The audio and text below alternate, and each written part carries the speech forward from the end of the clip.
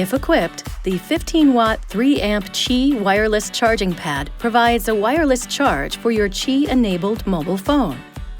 You'll find the pad inside the center console.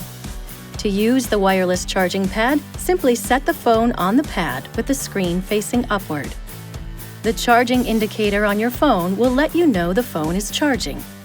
If your phone is not equipped for Qi wireless charging, you can purchase an aftermarket sleeve or specialized backplate from your mobile phone provider or from an electronics retailer. Please see your phone's owner's manual for more information. Be careful never to place your key fob on or within 6 inches or 15 centimeters of the wireless charging pad.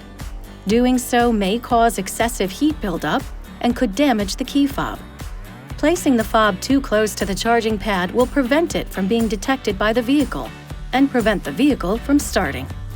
This video is not intended to take the place of your owner's manual. For complete details and other important safety information, please see your owner's information.